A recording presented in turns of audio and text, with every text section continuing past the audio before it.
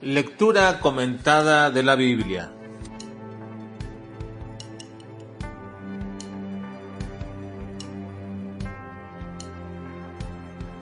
Apocalipsis capítulo 1 al capítulo 3. Propósito de la revelación. Visión de nuestro Señor Jesucristo el Soberano. Cristo, Señor de sus iglesias.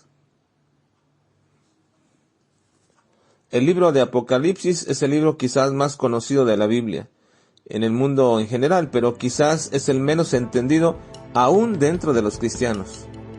El problema es que la mayoría relaciona el Apocalipsis con desastres, calamidad y fin del mundo. Y esto es debido a que estamos contextualizados al uso cinematográfico y literario que en los últimos siglos se le ha dado a la palabra Apocalipsis. Lo cierto es que el libro de Apocalipsis, aun cuando se trata de las últimas cosas y del relato del fin de la historia humana, porque después de la primera venida de Cristo a la tierra, se alcanzó el punto más alto de la historia, según Gálatas 4:4, y después de ello comenzó el declive o descenso hacia la terminación de esta. Pero con todo y eso, y los eventos que traerán consigo, el énfasis del libro no está en los eventos, sino en la persona de Cristo. Así se le titula al libro en su inicio, la revelación de Jesucristo. Eso es lo que significa Apocalipsis, revelación. Es la acción de abrir un telón o de quitar el velo u objeto que no permite ver lo que está ocultando. En ese sentido, el libro de Apocalipsis es la revelación de Jesucristo. Y en este último periodo de la historia humana, el telón se abre y aparece la persona más importante de la obra. Aparece el personaje sin igual de nuestra historia y de la eternidad, Jesucristo.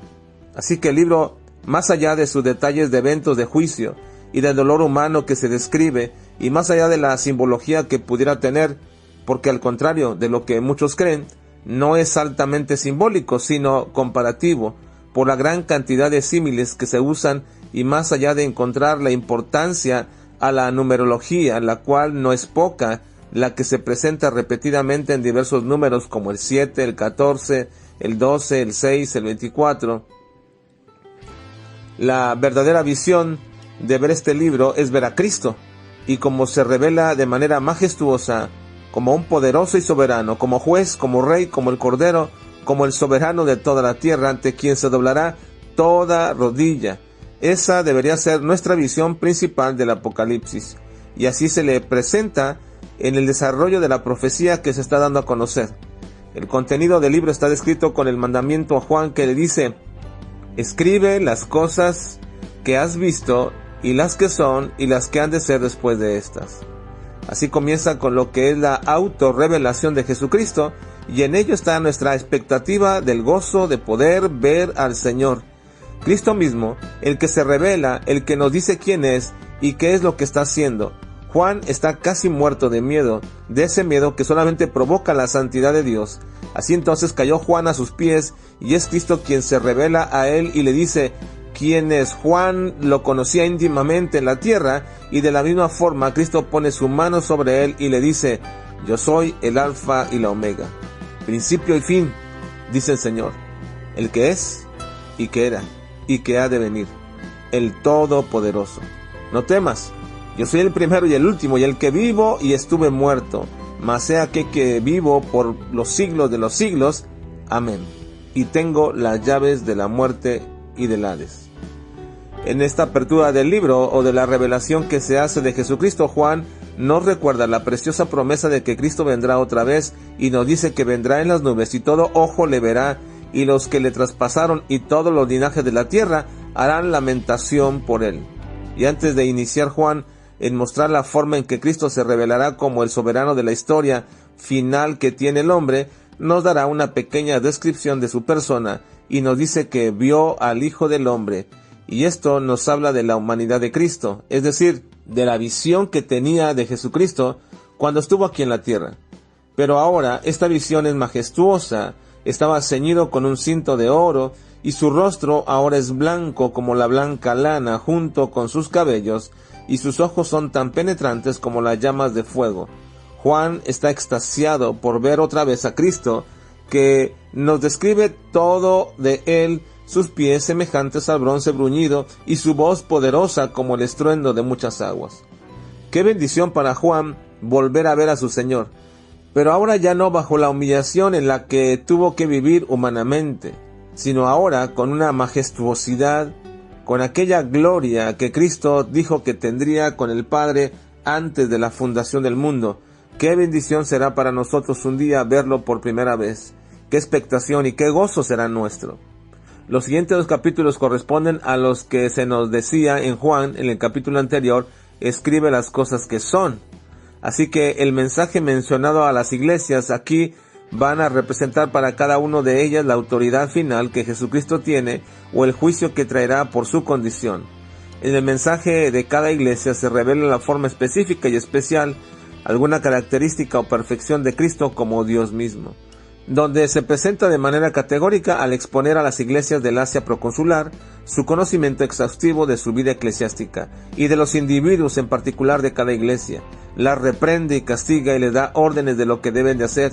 Estas cartas a iglesias reales y verdaderas en su época tienen también su trascendencia en todas las épocas de la historia de la iglesia.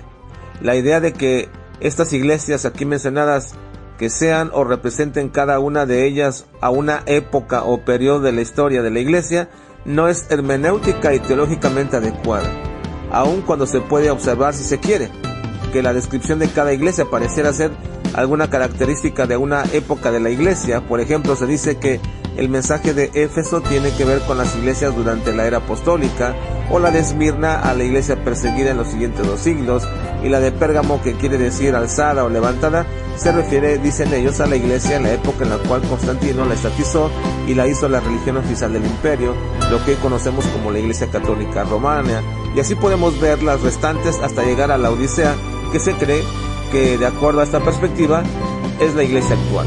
Pero creer en ese tipo de representaciones entonces sería creer que precisamente la Iglesia Católica Romana también sería una iglesia verdadera en cierta época.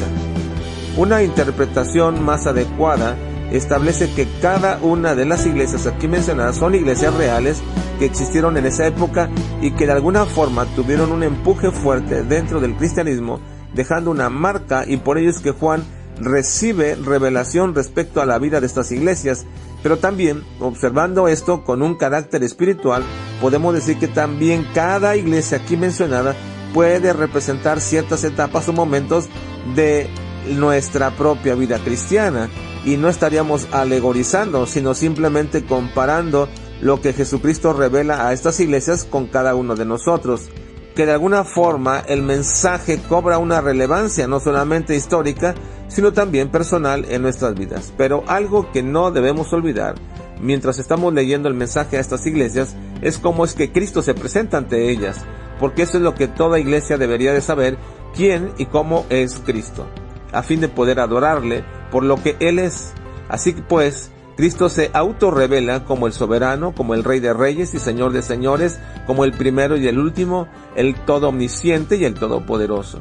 Al inicio de cada mensaje de la iglesia nos hace notar alguna característica de nuestro Señor Jesucristo, tal como Él que tiene la vida de cada una de las iglesias en su mano, o el que tiene en su mano la espada aguda de 2 filos, que de acuerdo al simbolismo utilizado se refiere a la palabra de Dios en el libro de Hebreos, o el que cuyos ojos son penetrantes como una llama de fuego, y así se revela de manera tan especial para con cada iglesia, y que podemos observar ese tipo de iglesias aún siguen existiendo hoy día. Por lo tanto, no debemos desechar el consejo de nuestro Señor Jesucristo, ni todo lo que Él ha hecho a fin de presentar a su iglesia una iglesia gloriosa que fuera sin mancha ni arruga.